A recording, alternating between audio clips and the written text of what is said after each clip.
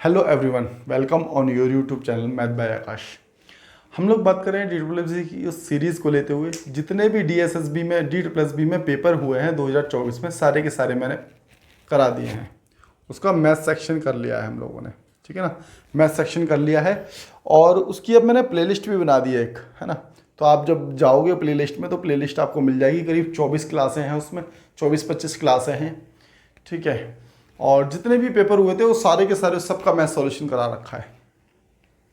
तो आप जाके वहाँ से सीक्वेंस में देख सकते हैं और मैथ की प्रैक्टिस कर सकते हैं। लेकिन अब हम बात कर रहे हैं वार्डर के पेपर को लेके। वार्डर का पेपर 10 जून से होने वाला है आपका। इसके 20 क्वेश्चन मैंने करा दिए थे आपको। और ये पेपर कौन सा है हमारे पास? पेपर है 2019 में जो कंडक्ट हुआ था। 19 के बाद इसका कोई पेपर नहीं हुआ था, ठीक है। तो लास्ट पेपर जो है 19 का हैगा और 19 में भी कौन सा सेकेंड शिफ्ट का पेपर हैगा मेरे पास, ठीक है। तो देखते हैं 20 क्वेश्चन कर लेते हैं। अगले 20 क्वेश्चन कैसे आए हैं। कह रहा है कि एक व्यक्ति ने अपने सामान को उसकी लागत से 40% अधिक अंकित करता है। देखो, हमने इनिशियली माना 100% चीज़ें होती हैं, सीपी मान लिया 100 रुपये, 40% अधिक अंकित करता है। इसका मतलब तो ये हो गया ना कि उसने प्रिंट प्राइस लगा दिया, टैग लगा दिया कितने का, 140 रुपये का, ठीक है। और वो कहता है कि X% का डिस्काउंट देता है, X% की छूट देता है, इसके बाद भी जो 19% का प्रॉफिट होता है। तो प्रॉफिट किस पर होगा भाई? 100 रुपये की वस्तु को 19% के लाभ पर बेचोगे तभी तो प्रॉफिट होगा। तो इसका मतलब ये वस्तु 119 की बेची गई होगी। क्या बात सही है? 140 का टैग लगा के 119 की वस्तु बेच दी तो इसका मतलब डिस्काउंट मिला है आपको, डिस्काउंट मिला है। और डिस्काउंट हमेशा पीपी पर ही मिलता है, ध्यान रखना, ठीक है ना। सीपी पर डिस्काउंट नहीं होता, ठीक है, पीपी पर डिस्काउंट होगा। तो इसमें से इसको घटा दिया, इसमें से इसको घटाया तो हमारे पास 21 निकल के आया, ठीक है। 21 का हमने क्या दिया? डिस्काउंट दिया किस पर? 140 पर। गुणा में 100 कर देंगे, 0 से 0 काट दिया, 7 दूनी 14, 7 तिया 21, 3 2 5 10, 5 तिया 15। तो टोटल हमारे पास कितना आ गया? 15% का डिस्काउंट मिला था। क्या इतनी बात आप लोगों को क्लियर हो गई है? चलते हैं नेक्स्ट क्वेश्चन की और देखते हैं अगले क्वेश्चन में क्या दिया गया है, ठीक है।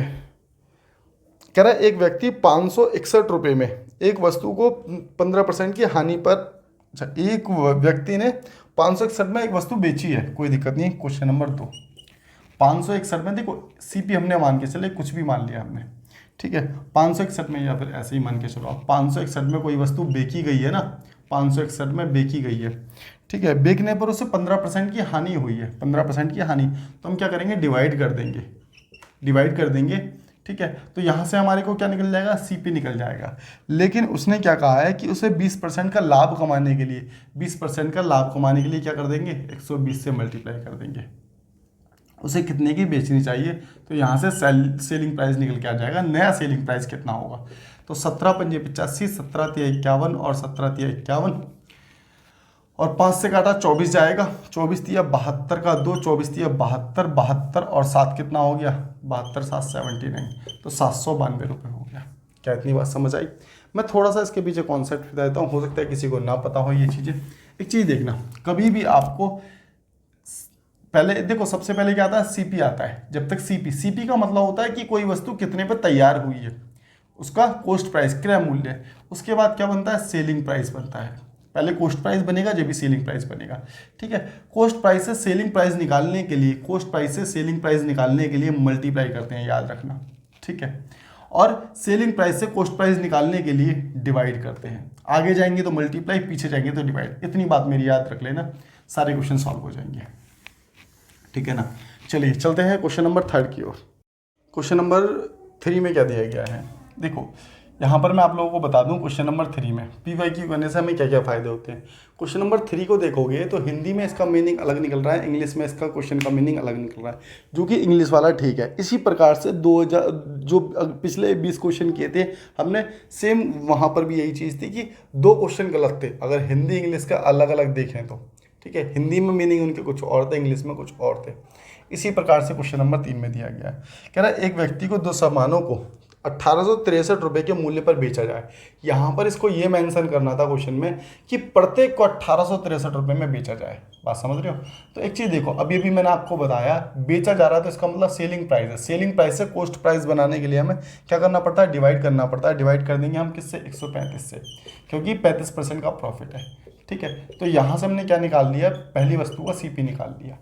काटो इसको, 3 चौक 12, 3 पंजे 15, है ना, 3 6 18, 3 दूनी 6 और 3 एकम 3, ठीक है। और किससे कटेगा, 3 एकम 3, 3 पंजे 15, 3 दूनी 6 और 3 सत्ते 21, और कट जाएगा 3 पंजे 15 और 3 6 18, 3 निम 27। अब तो नहीं कट रहा ना, मल्टीप्लाई कर दो 20, तो कितना हो रहा है, 9 दूनी 18 की 8 आ गई, है ना, 6 दूनी 12, 12 और 1 13, तो 1380 रुपये पहले का सीपी निकल के आ गया। इसी प्रकार से प्रत्येक वस्तु को बेच रहा है ना, ठीक है, और दूसरे पर उसे क्या हो रहा था, 31% की लॉस हुआ है, तो इसका मतलब 69, 100 में से माइनस करते हैं, 100 में ही प्लस करते हैं, तो यहाँ से निकाल लिया हमने। 3 दूनी 6, 3 तिया 9, 3 6 18, 3 दूनी 6, 3 एकम 3, बात सही है, हैं। और अब ये कितनी बार जाएगा, अगर इसको देख लें तो 63 दूनी 46 हो गया ना, 62 46, हमारे पास बचा कितना, 14 और 16 ना, तो ये जाएगा 3 सत्ते 21, 7 बार जाएगा, तो 2 और 7, तो यहाँ से निकल के आ जाएगा ये कितना, 2700, ठीक है ना। 23 दूनी 46, 3 सत्ते 21, 3 सत्ते 21, 7 दूनी 14, ठीक है, बिल्कुल ठीक है। तो यहाँ से दूसरा सीपी निकल के आ गया हमारे पास कितना, 2700। अब हम इस चीज़ को लिख लेते हैं, बस सीपी हमने दोनों निकाल दिए, सीपी कितने आ गया, एक 1380 और एक 2700, ठीक है, लिख लेते हैं जिससे भूले ना, 1380 प्लस 2700, ठीक है, इतने की उसने वस्तु ली है। और एक चीज़ देखना, ये दोनों वस्तुएं खरीदी हैं तो इसको प्लस कर लेते हैं, ठीक है, 0 8 8 16, 2700 है ना, ठीक है, यहाँ 8 आ गया, 7 3 10, 3 3 और 1 4, ठीक है, इतने का आ गया, तो 4080 रुपये की ये वस्तु लेके आया है।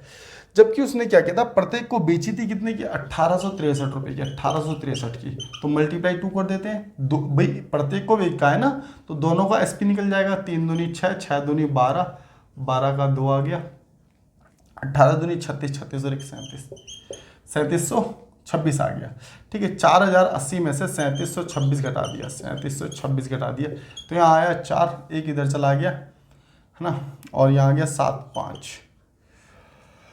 ठीक ठीक कर रहे हैं ना, एक इधर चला गया और हमारे पास इधर बचा 354। अब एक चीज़ देखना, 4080 की वस्तु लेके आए थे, बेच रहे हो कितने की, 3726 की, तो लॉस हो रहा है या प्रॉफिट, तो आप कहोगे जी लॉस हो रहा है, 4080 की वस्तु को 3726 में बेचने से लॉस होगा, कितने का लॉस हो रहा है, ये निकल गया, हमने डिफरेंस देख लिया, 354 का तो लॉस हो रहा है, लेकिन किस पर होगा, 4080 पर, तो गुणा 100 कर देंगे, और यहाँ से क्या निकल के आ जाएगा हमारे पास, लॉस परसेंट निकल के आ जाएगी, ठीक है। 0 से 0 काटो सबसे पहले, 4 एकम 4 और 4 दूनी 8, ठीक है, और कट रहा गया, 4 से तो नहीं कट रहा था ना, इसको एक काम करो, 2 से काट लो, 2 दूनी 4 और 2 चौक 8, यहाँ से काटा 17, ठीक है, और यहाँ से हो गया कितना, 7, है ना, 7 दूनी 14, 7, ठीक है।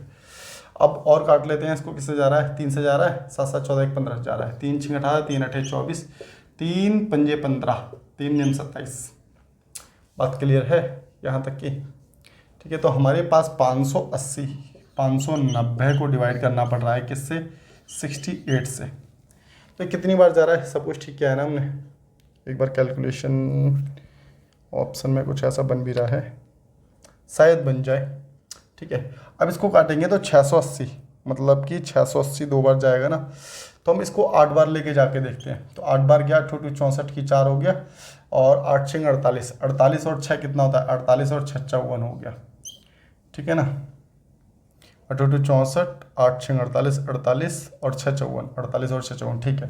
तो यहाँ 6 आ गया हमारे पास, और यहाँ से आया हमारे पास कितना, एक इधर चला गया हो, तो 8 8 में से 4 46 आ गया, ठीक है ना।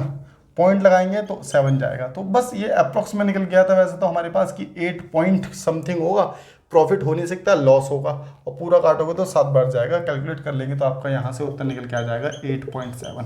तो इतनी बात समझ आ गई होगी, वो भी किसका, लॉस का, तो बात क्लियर हो गई होगी।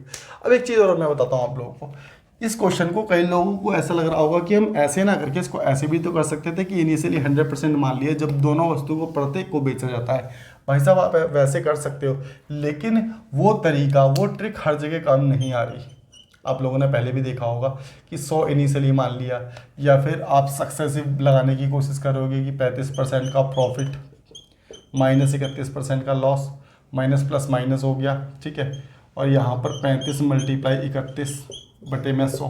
तो ऐसा करने से अप्रोक्स में आंसर जा रहा है, एक्यूरेट नहीं निकल रहा है, जबकि उससे क्या निकल रहा है, एक्यूरेट निकल रहा है। तो इसलिए हमने उसको इस तरीके से किया। तो इतनी बात तो आप लोगों को क्लियर हो ही गई होगी, है ना। चलते हैं अगले क्वेश्चन की ओर और क्वेश्चन नंबर देखते हैं कौन सा, 4 देखते हैं कि 4 में क्या कहा गया है। क्वेश्चन नंबर 4 डिट्टो, अभी मैंने कुछ दिनों पहले कराया था, अगर कोई इस सीरीज को ध्यान से देख रहा है तो पीजीटी में क्वेश्चन कराया था डिट्टो, इसमें कुछ एक डिजिट तक चेंज नहीं है, ठीक है। अब एक चीज देखना, तुम खुद से एनालाइज करो कि कहाँ पीजीटी का पेपर, कहाँ वार्डर का पेपर है, दोनों डीएसएस भी, तो कहाँ क्वेश्चन एक दूसरे के कैसे पूछ लिए जाते हैं। तो इसीलिए कहते हैं कि पीवाईक्यू इंपॉर्टेंट है, पीवाईक्यू करने अति आवश्यक है। खैर, एक व्यक्ति अपने सामान पर लागत मूल्य से 50% अधिक चिन्हित करता है। देखो एक चीज समझना, हमने माना 100%, ठीक है, 100 वस्तुएं, तो और 150 रुपये चिन्हित कर दिए इसने। 100 रुपये की वस्तु थी, उसने 150 रुपये उसके लगा दिए कि भाई 150 रुपये में बेचूंगा, ठीक है। हमने यहाँ पर थोड़ी देर के लिए क्वांटिटी भी मान ली कि क्वांटिटी जो हैगी वो 100 है। क्वांटिटी कितनी मान ली हमने, क्वांटिटी 100 है कि 100 वस्तुएं हमारे पास, इतनी बात समझ रहे हो। 100 वस्तुएं 100 रुपये की थी, लेकिन उसने क्या कर दी, 100 वस्तुएं 150 रुपये की कर दी। तो यहाँ से एक चीज़ बताना, 150/100, तो एक वस्तु कितने की निकल के आ जाएगी, तो आप लोग कहोगे एक वस्तु 1.5 रुपये की निकल के आएगी, अगर उसके प्रिंट प्राइस के हिसाब से देखा जाए तो। इतनी बात क्लियर है, कुछ नहीं किया हमने, इसको से डिवाइड कर दिया, 1.5 रुपये आ गया, बात ठीक है। कहता है कि जो भी टोटल वस्तु है उसका 20% मतलब कि 100 का, क्वांटिटी देखेंगे 100 का 20% कितना होगा, 20 होगा। 20 को ना ये क्या करता है, उसके प्रिंट प्राइस पर बेच देता है, मतलब कि कितने पर, 1.5 रुपये पर बेचता है। 20 वस्तुओं को 1.5 रुपये के हिसाब से बेचेगा तो कितने की बिकेंगी, 15 दूनी 30 रुपये की बिक जाएंगे। इतनी बात तो क्लियर होगी आप लोगों को, ठीक है। साथ ही साथ कहता है कि जो शेष बची हुई है, शेष बची हुई का 60%, अब एक चीज देखना, इसमें से 20 वस्तुएं तो बेच दी, तो बची हुई कितनी, 80, और 80 का भी 60%, मतलब कि कितना, 48। बात समझ रहे हो, 48 वस्तुओं को उसने क्या कहा है क्वेश्चन में कि कितने परसेंट पर बिकता है। एक मिनट में क्वेश्चन में देख लेता हूँ।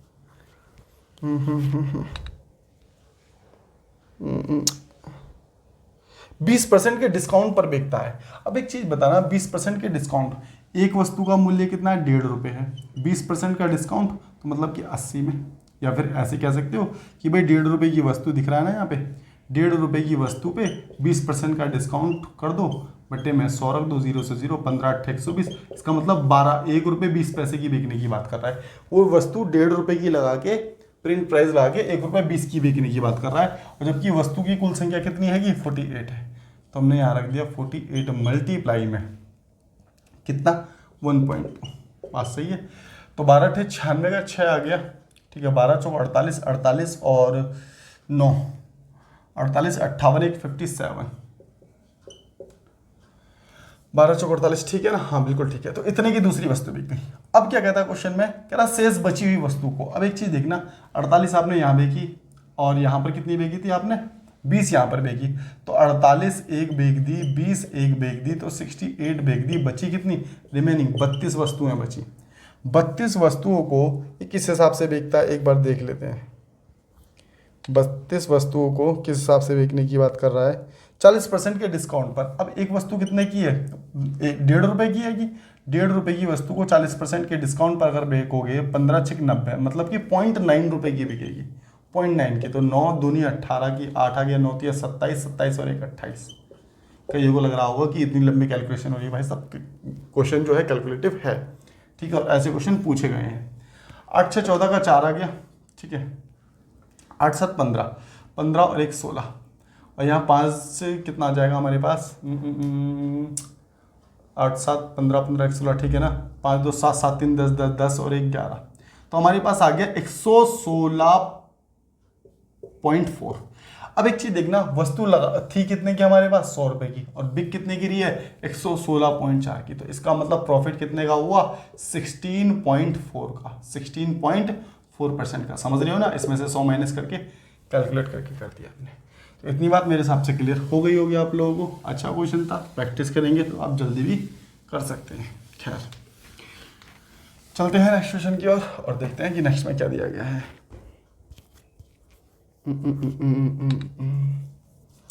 क्वेश्चन नंबर 4 हम लोग कर चुके हैं, 5 देखें ना आप। इसमें कहता है एक निश्चित धनराशि प्रतिवर्ष 8% साधारण ब्याज पर 4 वर्षों में स्वयं की 8/9 गुनी हो जाती है। तो इसका मतलब क्या हो गया क्वेश्चन नंबर 5 में कि भाई 8/9 गुनी, तो इसका मतलब है कि पहले 8 रुपये थे जो 9 रुपये हो गए। भाई आपने क्या किया, किसी को पैसा दिया ब्याज पे तो 8 से 9 हो गए, तो इसका मतलब आपको ब्याज कितने का मिला है, ब्याज मिला है एसआई की बात करें तो 1 रुपये का। ठीक है, एसआई मिला है, टाइम आपको दे रखा है 4 वर्ष। प्रिंसिपल कितना आ गया हमारे पास, प्रिंसिपल तो 8 रुपये की, क्यों 8 रुपये तो उधार दी गई धनराशि को तो प्रिंसिपल कहते हैं। बस हम क्या करेंगे, एसआई इंटू 100 अपॉन में प्रिंसिपल इंटू में टाइम, बस यहाँ से रेट ऑफ इंटरेस्ट निकल के आ जाएगा हमारे पास कितना था। तो 4 से काटा 25, इससे काटेंगे तो 8 × 24.125 आप लोगों को क्या आ जाएगा, आंसर आ जाएगा। बात समझ आ गई होगी आप लोगों को। ठीक है, कैलकुलेट कर लेंगे आप लोग, समझ जाएंगे आगे की बात को। अभी भी कोई डाउट बनता है तो कमेंट करके बताओ, देख लेंगे, या फिर टेलीग्राम पर आओ, टेलीग्राम पर चर्चा कर सकते हो आप मुझसे। ठीक है, लिंक डिस्क्रिप्शन में मैंने दे ही रखा है, कमेंट में भी है। चलते हैं नेक्स्ट क्वेश्चन की और देखते हैं कि क्या दिया गया है। हाँ, ये वाला क्वेश्चन एक अच्छा क्वेश्चन आया था। कह रहा है कि the simple interest of on कितना 3600 रुपये पर। ठीक है, कह रहा है कि प्रतिवर्ष 8% से 3 वर्ष के लिए 3600 रुपये की राशि पर प्राप्त साधारण ब्याज 648। ठीक है, 648 यदि 8% 2 वर्ष के लिए हो। ठीक है ना, 1 मिनट, क्वेश्चन यही है ना। तो क्वेश्चन में क्या दिया गया है सबसे पहले तो ये देखते हैं। ठीक है ना, कह रहा है कि 8% पर 3 वर्ष के लिए 3600 रुपये की राशि। तो प्रिंसिपल हमने क्या बोला यहाँ पर, 3600 रुपये, प्रिंसिपल 3600 रुपये बोल दिया। ठीक है, ब्याज कितना मिल रहा है इसे, ब्याज जो मिल रहा है इसे यहाँ पर 648 रुपये मिल रहा है, 648 रुपये ब्याज मिल रहा है। ठीक है ना, और समय दे रखा है 3 वर्ष। टाइम जो दे रखा है, क्वेश्चन नंबर कौन सा था, ये 6 था ना। टाइम जो दे रखा है क्वेश्चन में आपको दे रखा है कितना, 3 वर्ष। ठीक है, तो यहाँ से रेट निकाल लो पहले, तो आप लोग पहले यहाँ से रेट निकाल लो। तो रेट कैसे निकालेंगे, एसआई इंटू 100 अपॉन में 3600 प्रिंसिपल इंटू में टाइम। 2 0 से 2 0 काट दो, 3 दूनी 6, 3 एकम 3, 3 6 18। ठीक है, 6 6 36, 36 से काटा तो 6 बार गया ये पूरा का पूरा। तो यहाँ से हमारे पास रेट निकल के आ गई कितनी, 6%। इतनी बात क्लियर है। अब इसी दर से आगे क्या कह रहा है, प्रतिवर्ष 8% से 2 वर्ष में 18,000 रुपये का चक्रवर्ती ब्याज पूछा उसने। रेट ऑफ इंटरेस्ट यही वाली रहेगी, प्रिंसिपल बदल दिया, प्रिंसिपल कितना कर दिया, 18,000 रुपये कर दिया। तो 18 का निकाल देंगे, 18 पंजे 90, 18 6 108। तो 18 का 6% निकाला हमने, तो 18 का 6% कितना निकला हमारे पास, 1080। हम 18,000 का 6% निकाल रहे हैं, और फिर से निकाला तो कितना निकलेगा, फिर से ये निकलेगा और फिर से ये निकलेगा। 3 बार रखा, क्योंकि टाइम जो दे रखा है हमें 3 साल दे रखा है। 2 साल का पूछा अभी, 2 साल का पूछा तो और आसान हो जाएगा, 2 साल का निकाल देते हैं। ठीक है, अब इसका 6% निकालेंगे तो 8 6 48 का 8 आ जाएगा, ये 4 आ गया, ये 6 आ गया। ठीक है, तो 64.8 हो जाएगा। इस सबको जोड़ लेते हैं, जोड़ने के बाद कितना बटेगा, देखो ये हो गया, इसमें जोड़ दो बस, ये वाला जोड़ देंगे बस इसमें। ठीक है ना, इन सबको जोड़ लेंगे तो कितना हो जाएगा, ये हो जाएगा 2100 कितना, 2160 प्लस 64.8, 8 ये हो गया, 4 ये हो गया, 2 और ये हो गया 22। तो 2224.8 आप लोगों का क्या निकल के आ गया, यहाँ से CI निकल करके आ गया। बात समझ रहे हैं, CI कैसे निकालते हैं हम, अरे CI के लिए हम जितना परसेंट दे रखा उतना परसेंट निकाल दिया, ये 2 बार रख दिया तो ये तो SI था। अब SI पे भी जो ब्याज पे भी ब्याज लगता है, उसे चक्रवर्ती ब्याज कहते हैं। तो पहले वर्ष का साधारण ब्याज और चक्रवर्ती ब्याज तो बराबर रहता है, तो दूसरे वर्ष का हमने क्या निकाला, यहाँ से 6% निकाल दिया दूसरे वर्ष का 6% कितना ने 64.8 निकला हमारे पास। हम अब देखो SI को जोड़ देंगे, SI प्लस जो SI के ऊपर ब्याज लगा है उसे जोड़ देंगे, कि वही तो मिलकर चक्रवर्ती ब्याज मिलता है। तो हमने तीनों को जोड़ लिया, तो ये कितना हो गया हमारे पास टोटल, यही आ गया। तो इतनी बात तो मेरे हिसाब से आप लोगों को क्लियर हो गई होगी। चलते हैं नेक्स्ट क्वेश्चन की ओर और देखते हैं कि नेक्स्ट क्वेश्चन में क्या दिया गया है आप लोगों को। ठीक है,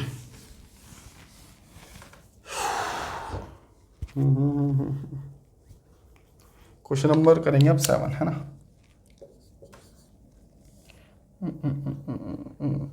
हाँ, इसमें क्या कह रहा है, कह रहा है कि 7,000 रुपये की राशि है कि जो 15 महीने के लिए दी जाती है और 10% से दी 10% से दी जाती है और 15 महीने के लिए दी जाती है। ठीक है, और इसमें रेट ऑफ इंटरेस्ट जो दे रखा है आपको, एक बार मैं हिंदी में निकाल लूँ क्या इसको, हिंदी में ही दिखा देता हूँ मैं आप लोगों को, 1 मिनट मुझे मिल जाता है। तो कह रहा है कि एक व्यक्ति द्वारा अर्धवार्षिक चक्रवर्ती ब्याज गणना किए जाने पर 10% प्रतिवर्ष से 7,000 रुपये की धनराशि 15 महीने के लिए निवेश की गई, तो 15 महीने के अंत में उसकी आय में कितने % की वृद्धि होगी। ठीक क्वेश्चन था भैया। इसको अलग तरीके से करेंगे। देखो, आप लोगों ने शायद पहले कभी पढ़ा होगा, जैसे 7,000 रुपये है, CI निकालने के कई तरीके मैं आपको बताता हूँ। ठीक है, CI को आप और कैसे निकाल सकते हो, जैसे 7,000 रुपये पे आपको रेट ऑफ इंटरेस्ट क्या मिल रहा था, 10%। लेकिन ये क्या है, अर्धवार्षिक है। अर्धवार्षिक में आप क्या करते हैं, ध्यान रखना मेरी बात को, कि रेट को क्या करेंगे हम, रेट को 2 से डिवाइड कर देंगे और टाइम को 3 से मल्टीप्लाई करेंगे। टाइम को 2 से मल्टीप्लाई करेंगे, 2 से। किसमें, अर्धवार्षिक में। अगर यहाँ पर आपको क्वार्टरली दिया होता, क्या देता, तिमाही देता, तो यहाँ 2 के बदले 3 आ जाता। बात समझ रहे हो। ऐसा क्यों हो रहा है, क्योंकि अर्धवार्षिक का मतलब है हर 6 महीने में पैसा मिलेगा ब्याज का, एक साल में ना मिलके कितने में मिलेगा, 6 महीने में मिलेगा। तो इतनी बात समझ आ गई। तो यहाँ पर रेट जो दे रखा है आपको 10% दे रखा है, तो 10 का रेट कितना हो जाएगा हमारे पास, 2 से काटेंगे तो 5% हो गया। ठीक है, टाइम जो दे रखा था आपको 15 मंथ दे रखे हैं ना, तो मल्टीप्लाई 2 कर देंगे तो 30 मंथ हो जाएंगे। अब 30 मंथ का मतलब क्या होता है भाई, एक साल में 12 महीने, तो 2 साल में 24 महीने, तो 24 महीने तो पूरे निकल गए, बचे 6 महीने, तो 24 वर्ष और 6 महीने। तो हम ये भी कह सकते हैं कि 2.5 वर्ष। क्या बात समझ रहे हो। ठीक है ना, तो इतनी बात भी आप लोगों को क्लियर हो गई होगी। अब एक चीज़ देखना कि कितना % है, तो आप कहोगे कि जी 5% है, परसेंट का साइन हटाएंगे तो नीचे आ जाएगा 100। ठीक है, तो 5 एकम 5 और 5 दूनी 10। इसको देखो, ये 20 रुपये थे, 20 से और ब्याज मिल रहा है कितना, ऊपर वाला ब्याज है, तो ब्याज जब 20 रुपये थे, 1 रुपये ब्याज मिला, तो इसका मतलब 21 रुपये होगा टोटल। तो हम यहाँ क्या कर देंगे, 21/20 से मल्टीप्लाई, 21/20 से मल्टीप्लाई, 21/20 से 2 बार की, क्योंकि 2 वर्ष तो हमारे अभी पूरे निकल के आए थे। ठीक है, बचा हुआ आधा वर्ष। अब 1/20 निकला था ना, 1/20 को मल्टीप्लाई आधे से कर दो, क्योंकि आधा वर्ष का निकालना है ना। पहले तो 1 वर्ष का निकाल लेते तो 1 से मल्टीप्लाई कर रहे हैं तो वही बैठेगा, लेकिन आधे से करेंगे तो कितना आ जाएगा हमारे पास, 1/40। 1/40 ऊपर फिर से ब्याज जोड़ देते हैं, तो ये बैठेगा कितना, 41/40। बस, अब ये आ गया आपका 2.5 वर्ष का। बात समझ के। अब इसको जब भी आप कैलकुलेट करेंगे, कैलकुलेट करने के बाद आपका अप्रॉक्स में निकल के आएगा कितना, 79, कितना आ जाएगा, शायद इतना आएगा, है ना। 7 एकम 7, हाँ, शायद इतना ही निकलेगा ना। नहीं, आपका ये निकलेगा इतना, अप्रॉक्स में निकलेगा, है ना, जब आप इसको कैलकुलेट कर लेंगे। तो एक चीज़ देखो, 7,000 रुपये थे और ये पैसे कितने बन गए, इतने बन गए, 79। ठीक है, तो इसका मतलब कितने फालतू बन गए, तो आप लोग कहोगे 900 रुपये फालतू बने हैं। मुझे थोड़ा सा इसमें डाउट है, ये ना अप्रॉक्स में क्या बनेगा ना, अप्रॉक्स में 91 बनेगा, इतना बनेगा।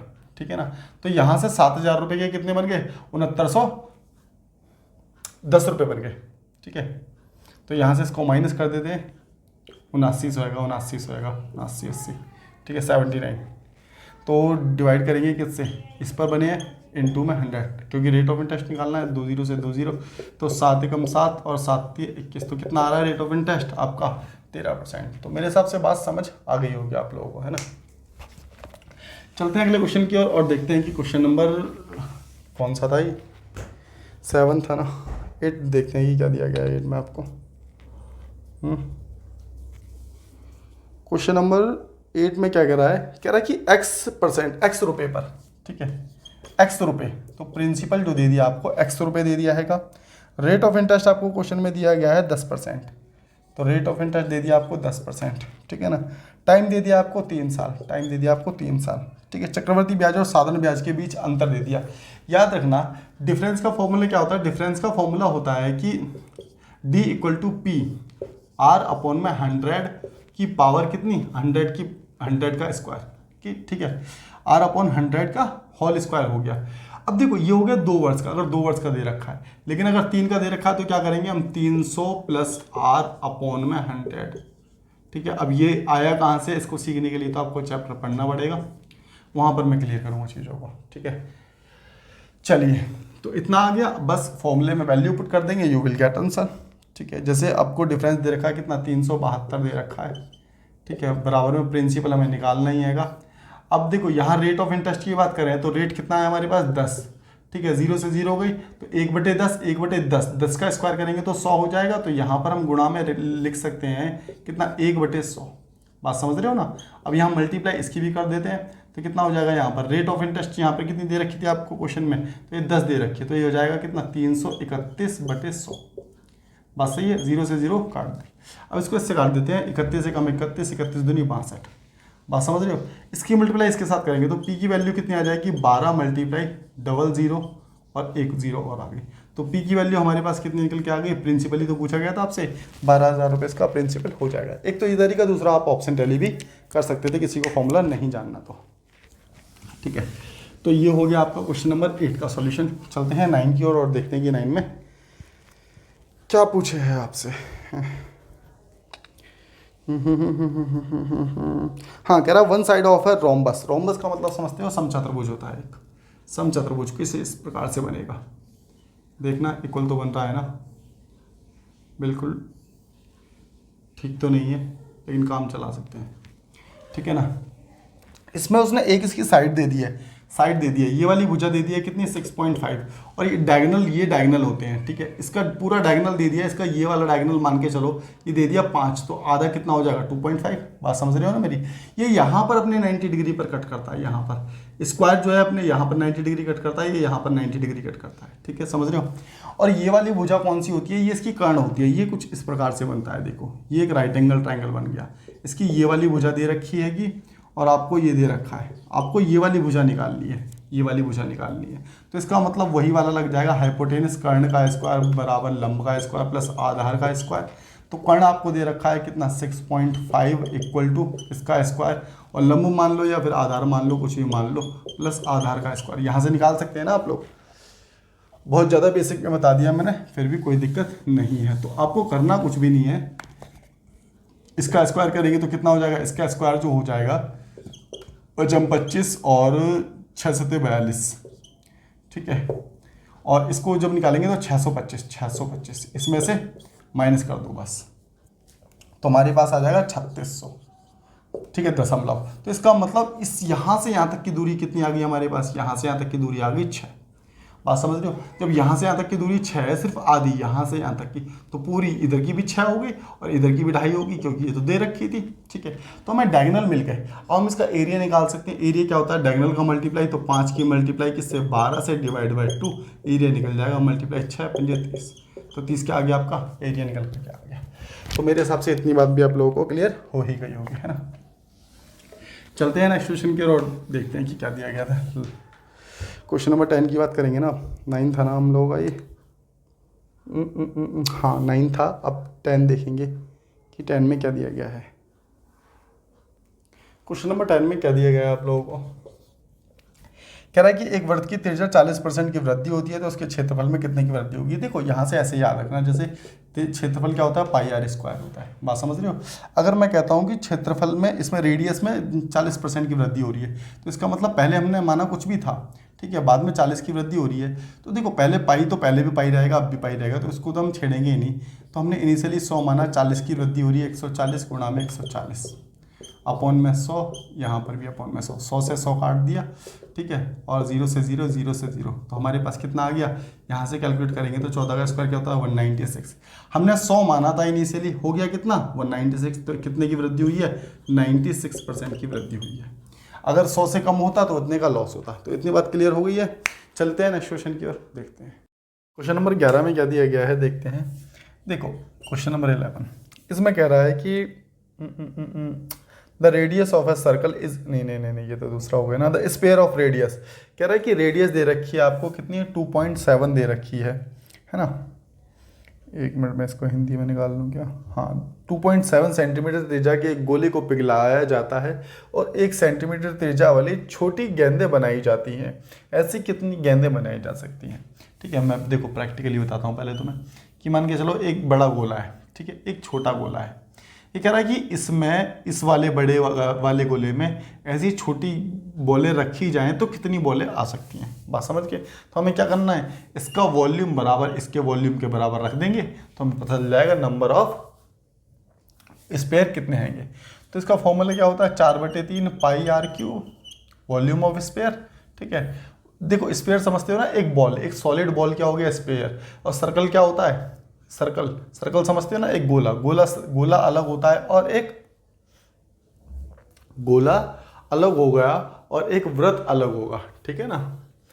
तो ये कितना हो गया 4/3 पाई आर क्यूब, ठीक है, और दूसरा निकाल देंगे हम 4/3 पाई आर क्यूब। अब देखो यहाँ पर आर की वैल्यू आपको 1 दे रखी है, यहाँ पर आर की वैल्यू कितनी दे रखी है कि यहाँ पर आर की वैल्यू आपको दे रखी थी कितनी 2.7, तो 2.7 मल्टीप्लाई 2.7 मल्टीप्लाई 2.7 कर देंगे, यहाँ 1 मल्टीप्लाई 1 मल्टीप्लाई, अब इसका तो कोई फर्क ही नहीं पड़ने वाला, इससे ये कैंसिल आउट हो गया, ठीक है ना। अब यहाँ से अब हम क्या कर सकते हैं, इसकी मल्टीप्लाई करेंगे तो हमारे पास कितना निकल के आ जाएगा, ये आ जाएगा यहाँ पर, इसको जब कैलकुलेट करेंगे तो आ जाएगा 29,663, है ना, 663, ठीक है। अब देखो 3 अंकों के बाद दशमलव था तो यहाँ पर दशमलव लग जाएगा, तो इसका मतलब देखो ऐसा तो कुछ ऑप्शन में है भी नहीं, तो इसका मतलब आंसर क्या होगा 19 हमारा आंसर होगा। अब देखो यहाँ से हमें क्या सीखने को मिलता है, यहाँ से यही चीज़ सीखने को मिल रही है कि अगर पेपर देख रहे हैं तो पेपर अलग हो जाता है। कैसे, अगर तुम वहाँ देखने लग जाओ कि भाई ये तो ऑप्शन में कहीं है ही नहीं और सॉल्व भी नहीं होगा, नहीं होगा, ठीक है ना। तो पेपर करने से ये पता चलता है कि आंसर अप्रॉक्स में भी होंगे, और DSSB में तो अप्रॉक्स में ही, DSSB में अधिकांश जो आंसर निकलते हैं वो अप्रॉक्स में ही निकलते हैं, और ये देते भी नहीं है क्वेश्चन में। ये बात भी है कि ये देते भी नहीं कि अप्रॉक्स में आ रहा है तो लगा दो, ठीक है। तो ये चीज़ ध्यान रखना, यहाँ से हम ये चीज़ एनालाइज कर पा रहे हैं। खैर चलते हैं नेक्स्ट क्वेश्चन की ओर और देखते हैं नेक्स्ट क्वेश्चन में क्या दिया गया है।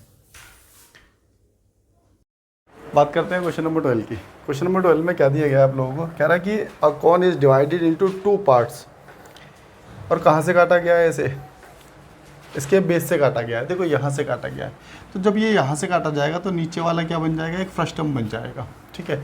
तो पूरे कॉर्न का वॉल्यूम पूछा है आप लोगों से और इस फ्रस्टम का वॉल्यूम पूछा है, ठीक है।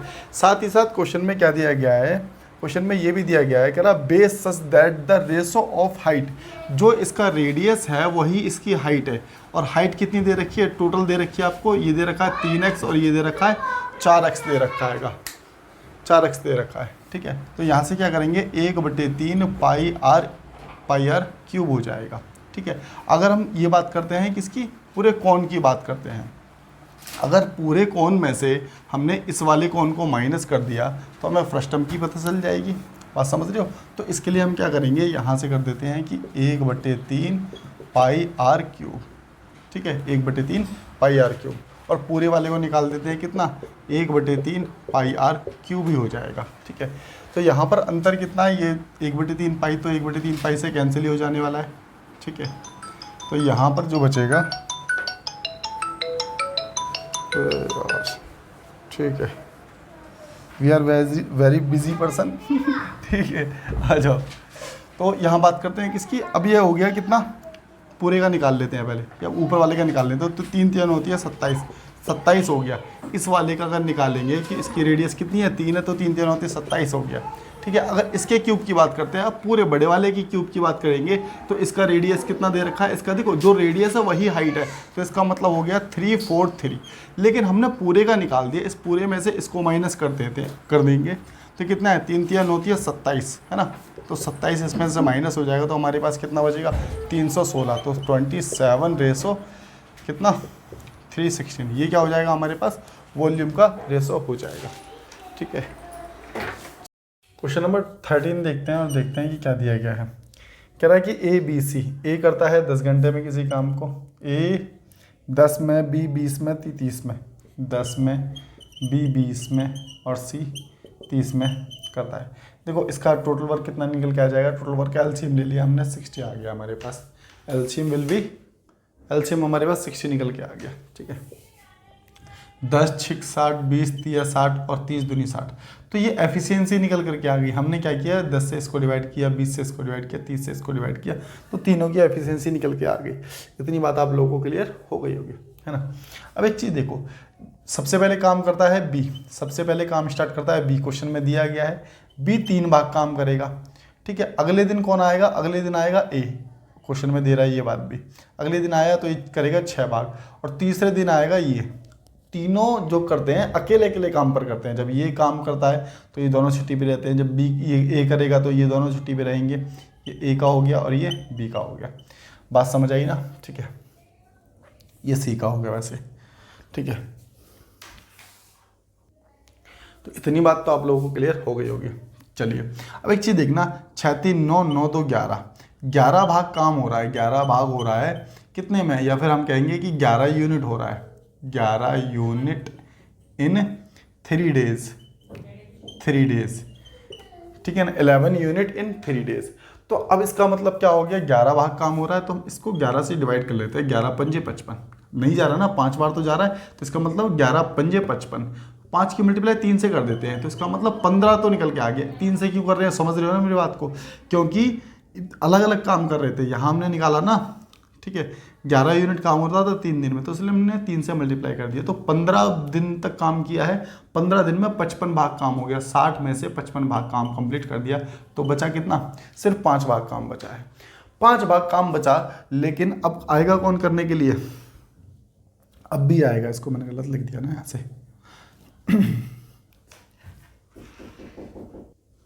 ठीक है, तो इतनी बात तो आप लोगों को क्लियर होगी। हमने करना क्या है यहाँ पर, अब देखो, हाँ अब देखो कौन आएगा यहाँ पर ना, एक मिनट इसको ठीक कर लेते हैं। ये तो 6 हो गया ना, देखो ये काम करने के लिए आया, बी काम करने के लिए आएगा। 5 भाग काम था, ये करता 3 भाग, तो इसने अपना 3 भाग काम निपटा दिया। बचा कितना, रिमेनिंग काम कितना बचा, अब 2 भाग बचा। अब ये 2 करने के लिए फिर ए आएगा, क्योंकि क्वेश्चन में बोला है कि सबसे पहले ये स्टार्ट करता है फिर ये आता है। अब 2 भाग काम करना है और ये करता है 6 भाग, तो इसका मतलब इतना तो काम भी नहीं है जितना ए करता है, तो इसको डिवाइड कर देते हैं। तो डिवाइड करने के बाद कितना आया, 1/3। अब आ जाओ, 15 दिन एक ये लग गए थे, 16 दिन यहाँ पर बी आ गया, बी ने 1 दिन लगा दिया ना, तो 15 और 1 16, और बाद बाकी बचा हुआ इसने कर दिया, तो 16 सही 1/3 दिन में काम पूरा हुआ होगा। तो उम्मीद करते हैं क्वेश्चन समझ आ गया होगा, है ना। चलते हैं क्वेश्चन नंबर 14 की ओर और देखते हैं कि 14 में क्या दिया गया है आप लोगों को।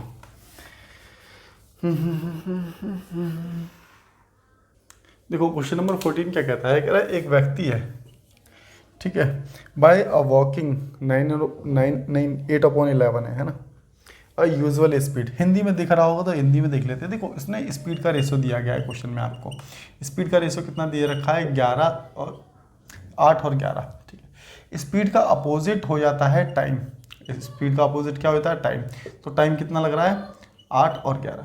एक चीज़ बताना, ये पहले चलता था 11 की स्पीड से, फिर चलने लगा 8 की स्पीड से। बात इतनी क्लियर है, जब 11 की स्पीड से चलता था फिर 8 की स्पीड से चलने लगा, जिसकी वजह से ये 9 मिनट लेट हुआ। तो हम देख रहे हैं यहाँ पर अगर टाइम देखेंगे, टाइम क्या है, विपरीत हो गया, अपोजिट हो गया, और यहाँ कितना मिनट लेट हो रहा है, 3 मिनट लेट हो रहा है। तो 3 की वैल्यू हमारे पास 9 दे रखी है, तो 1 की वैल्यू कितनी आ गई हमारे पास, 1 की वैल्यू 3 आ गई। उसने उसका यूजुअल टाइम पूछा, है। देखो यूजुअल टाइम कौन सा, यूजुअल स्पीड कौन सी हमारे पास, 11। क्यों, ऐसा कैसे पता चला, अरे भाई 11 से चलता होगा और फिर बाद में 8 से गया, जब भी तो वो लेट हो रहा है। ऐसा थोड़ी ना होगा कि पहले 8 से गया होगा फिर 11 कर दी फिर भी लेट हो रहा है, ये तो संभव नहीं है ना। तो इसका मतलब हमें ये पता चल गया ये यूजुअल स्पीड हो गई। तो हमारे पास टाइम निकल गया, 1 की वैल्यू निकल गई, मल्टीप्लाई 3 की वैल्यू मल्टीप्लाई 8 कर देंगे तो यहाँ से निकल जाएगा हमारे पास कितना 24 निकल जाएगा। तो टाइम कितना लगेगा यूजुअल स्पीड से 24 मिनट उसको लगने वाले हैं। क्वेश्चन नंबर कौन सा देख रहे हैं अब हम लोग? क्वेश्चन नंबर 15 देख रहे हैं ना? हाँ 15 देखते हैं। 15 में क्या दिया गया है? कह रहा है कि एक नाव 66 मिनट में एक नदी धारा की ओर 8 किलोमीटर, ठीक है 8 किलोमीटर चलती है, 8 किलोमीटर। तो यहाँ पे लिखा हमने वोट प्लस वाटर, क्यों पानी के डायरेक्शन में चल रही है तो स्पीड क्या हो जाती है जुड़ जाती है, ठीक है। और वापसी की बात कर रहा है तो 6 किलोमीटर वापसी आती है, तो उस कंडीशन में क्या होगा वोट माइनस वाटर बराबर जो समय लग रहा है इसे कितना समय लग रहा है 66 मिनट लग रहे हैं, 66 मिनट लग रहे हैं। बात समझ रहे हो? और क्या कह रहा है क्वेश्चन में? कह रहा है कि धारा की विपरीत 8 किलोमीटर। अब एक चीज़ बताना आप लोग कि विपरीत 8 किलोमीटर की बात कर रहा है, तो विपरीत की बात कर रहे हैं तो विपरीत तो यहाँ पर आएगा वोट माइनस वाटर, ठीक है यहाँ प्लस का साइन ही लगाना। और 12 किलोमीटर कह रहा है कि उसकी सेम डायरेक्शन में, तो बी प्लस डब्लू यहाँ पर लिख लिया हमने क्या बी प्लस डब्लू। इतनी बात आप लोगों को क्लियर हो गई होगी। ये कर रहा है कितने में 93 मिनट में, ये 93 मिनट में करता है। बात क्लियर? अब एक चीज़ देखो, इसकी स्पीड पूछी है कि पानी के साथ पानी के डायरेक्शन में नाव की स्पीड क्या होगी, ठीक है मैं दिखा देता हूँ तुम्हें। धारा की ओर या दिशा में नाव की गति क्या होगी, ठीक है ना। तो इसको कैसे करेंगे, इसकी स्पीड पूछी तो हम इसको बराबर कर लेते हैं। ये 2 इक्वेशन बन चुकी हैं हमारे पास। इसको बराबर करने के लिए हम किसी भी संख्या से मल्टीप्लाई कर देते हैं ऊपर नीचे, ठीक है बस बराबर हो जाए। यहाँ 6 यहाँ 8 है तो मल्टीप्लाई 4 कर दो, मल्टीप्लाई कितना 3 कर दो। हम ऐसा कर सकते हैं, लेकिन अब इसकी मल्टीप्लाई पूरी इक्वेशन के साथ होगी। तो ये हो गया 32, ये हो गया कितना 24 और ये हो गया हमारे पास कितना टाइम आ जाएगा 6 चौक 24 और 6 चौक 24 और 2 26, समझ रहे हो। तो ये भी 24 हो गया तो ये भी 24 हो गया, ठीक है। और ये हो गया हमारे पास कितना, ये हो गया हमारे पास 12 या 36, ठीक है ना।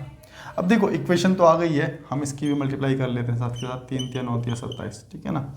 माइनस कर दो पूरी इक्वेशन को घटा देते हैं एक दूसरे में से। तो ये तो पूरा प्लस माइनस कैंसिल आउट हो जाएगा क्योंकि ये भी 24 है ये भी 24 है। तो हमारे पास जो बचेगा यहाँ से जो बचेगा 36, तो 4 बचेगा, 4 B plus W equal to यहाँ से जो बचा है हमारे पास क्या बचा है, सब कुछ ठीक है ना। 12 3 36, हाँ यहाँ इसको ठीक कर लेते हैं, 3 3 9 हो जाएगा ना। ये यहाँ पर ये गलती कर रहे थे, ठीक है। अब इसको एक काम करते हैं, इसमें से इसको माइनस कर देते हैं, ठीक है। इसमें से इसको माइनस कर दिया तो कितना आ गया 4, तो बी प्लस डब्लू, और यहाँ से इसको माइनस करते हैं तो 6 16 आ रहा है। 16 मिनट है, मिनट को घंटे में कन्वर्ट करेंगे है ना। 16 ये ना 6 9 15 15 आ जाएगा ना, ये 15 15 हमने इसमें से इसको माइनस किया है, इसमें से इसको माइनस किया है तो 15 मिनट बचे। तो 15 चौक 60, तो 4 चौक 16, तो बी प्लस डब्लू बराबर 16 किलोमीटर प्रति घंटा आ गया। क्या बात समझ आ गई आप लोगों को? तो ये था क्वेश्चन नंबर 15। चलते हैं नेक्स्ट क्वेश्चन की ओर। क्वेश्चन नंबर 16 में क्या दिया गया है? 16 में कह रहा है कि ए जो है वो बी की तुलना में 25% अधिक काम कर सकता है, तो ये 100 माना, इसको हमने 125 मान लिया। और सी जो है वो बी की तुलना में 25% कम काम करता है, तो इसको 75 मान लिया। ये बात कर रहे हैं एफिशिएंसी की, स्पीड की बात कर रहे हैं, समझ रहे हैं ना। क्योंकि काम करना तो क्या हो गया एफिशिएंसी हो गई। तो इसका रेशो कर लेते हैं, 25 5 125, 25 चौक 100, 25 3 75, 5 4 3 का रेशो आ गया। इतनी बात क्लियर है। कहता है कि ये तीनों मिलकर 20 दिन में काम को पूरा करते हैं। एक चीज़ देखो, आपको टाइम दे रखा है, टाइम के साथ स्पीड की मल्टीप्लाई कर देते हैं तो डिस्टेंस निकल जाता है। डिस्टेंस ही टोटल वर्क होता है, ध्यान रखना। तो यहाँ 20 की मल्टीप्लाई एफिशिएंसी हमारे पास कितनी हैगी 4 5 9 3 12, टोटल वर्क निकल गया। अब इस टोटल वर्क का 75% भाग ए से करवाना है, बस कैलकुलेट कर दो। 75 के बदले यहाँ 100 आ जाएगा क्योंकि परसेंटेज का साइन हटेगा, नीचे 100 आ जाएगा। 25 3 75, 25 चौक 100, 4 3 12, ठीक है, और 5 चौक 20, तो 4 3 12 3 36 किलोमीटर प्रति घंटा आपका आंसर निकल के आ जाएगा। 36 ये किलोमीटर प्रति घंटा नहीं आएगा, ये टाइम निकल रहा है ना। तो 36 घंटे 36 मिनट जो भी दे रखा होगा आपका आंसर होगा। बात क्लियर है ना। तो ये हो गया क्वेश्चन नंबर 16। अब देखो 17 से लेके 20 तक आपके किस पर पाई चार्ट पे दे रखे हैं क्वेश्चन, ठीक है ना, पाई चार्ट पर दे रखे हैं क्वेश्चन। अब जरा देखना है स्क्रीन पर, मैं आपको ओरली बताता हूँ कि इसको कैसे करेंगे, ठीक है ना। क्वेश्चन नंबर 17 आपको स्क्रीन पर सही से दिख रहा होगा, है ना। देखो इसमें क्या पूछा गया है, what is the average number of cars, Hindi में पढ़ दें क्या। वर्ष 2012 से 2017 के दौरान बी द्वारा बेची गई कारों की औसत संख्या ज्ञात करनी है। तो आप लोग इसमें क्या करेंगे, 2012 से लेके 2017 तक बी वाला निकाल देते हैं। मैं नीचे लिख देता हूँ यहाँ पर। आपको करना कैसे है, बी वाला आपको दिख रहा होगा कि 420 है, प्लस 460 है, प्लस कितना है हमारे पास 480 हैगा, ठीक है, प्लस और यहाँ पर कितना है हमारे पास 560 हैगा, ठीक है, और यहाँ कितना है 520, 520 हो गया और 530 हो गया, 530 हो गया, ठीक है ना। यही है ना, 420, 460, 480, 560, 520, ठीक है। अब देखो इसका एवरेज निकालना है, तो 1 2 3 4 5 6 से भाग कर देते हैं बस। जो भी होगा पहले ऐड कर लेना, ऐड करके 6 से डिवाइड कर देना, जो भी होगा आपका आंसर निकल जाएगा, एवरेज निकल के आ जाएगा। बात क्लियर है। चलिए तो अब अगले क्वेश्चन को देखते हैं। नेक्स्ट क्वेश्चन में 17 तो हमने कर लिया, 18 देखो 18 में क्या दिया गया है। देखो वो भी इसी पर आधारित है, क्वेश्चन नंबर 18 भी इसी पर आधारित हैगा। तो इसमें क्या कह रहा है, एक मिनट में निकाल लेता हूँ। देखो इसमें क्या कहता है, कह रहा वर्ष 2012 के दौरान सभी शोरूम द्वारा बेची गई कुल कारों का वर्ष 2016 के दौरान बेची गई कुल कारों का अनुपात पूछा है। तो आपको करना कुछ भी नहीं है, जो 12 वाली रो है ना, जो 12 वाली है, तो 12 में कितना है मैं दिखा देता हूँ। जैसे 500, 420, 520 और 480, इन सबको टोटल कर लो, ठीक है। और दूसरा क्या करना है आपको 2016 में, तो 2016 में कितना दे रखा है 700, 520, 510 और 570 दिख रही है ना आपको। इसको टोटल कर लो, दोनों को अलग अलग टोटल कर लो और फिर इनको काटते चले जाओ। जितनी संख्या कटती चली जाएगी, जितना लास्ट में कटे उसकी जिसके बाद कटे ना, ठीक है ना, तो वही क्या हो जाएगा आपका रेशो आ जाएगा। तो बात समझ आ गई होगी मेरे हिसाब से। रेशो निकालना था, रेशो आसानी से निकाल सकते हो, ठीक है।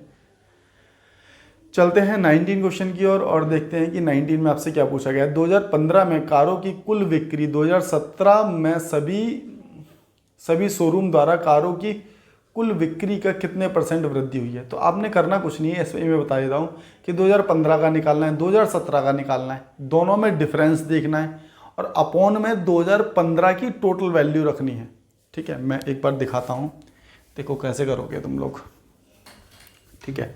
2015 2017 तो तुम लोगों को समझ आ ही गया होगा मेरे हिसाब से। करना कुछ भी नहीं है, आपको 2015 की वैल्यू लेनी है जितनी भी है टोटल, ठीक है, और 2017 की वैल्यू ले लेनी है 2017 की। इसमें से इसको माइनस कर दो, जो भी वैल्यू आएगी उसको रखना है यहाँ पर और अपॉन में 2015 वाली वैल्यू को रखेंगे यहाँ पर, इनटू में 100 कर देंगे, तो यहाँ से परसेंटेज निकल जाएगा कितने % की वृद्धि हुई है। बात समझ गए। और लास्ट क्वेश्चन तुम लोगों को लिए होमवर्क में देता हूँ, खुद से दिमाग लगाना, जरा देखना कि क्या है ये क्वेश्चन, ठीक है। चलिए बाद बाकी मिलते हैं हम नेक्स्ट वीडियो में, नेक्स्ट क्लास में मिलते हैं। आप लोग कमेंट करके बता सकते हैं कि आपको वीडियोस कैसी लगी। और साथ ही साथ अब मैं आपको बताना चाहता हूं कि पूरा पेपर आपने भी पढ़ा, मैंने भी इसमें डिस्कस किया।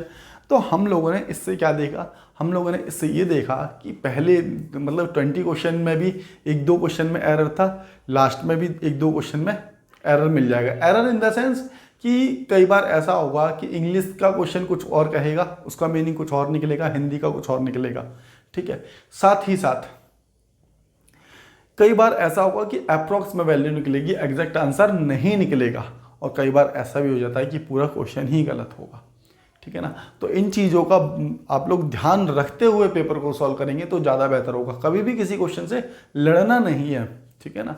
कंक्लूजन यही निकलता है कि अगर हो रहा है तो ठीक है, नहीं हो रहा तो बाद में देखेंगे जब हमारे पास टाइम बचेगा, ठीक है ना। तो चलिए बाद बाकी मिलते हैं नेक्स्ट वीडियो में, तब तक के लिए tata bye bye, see you.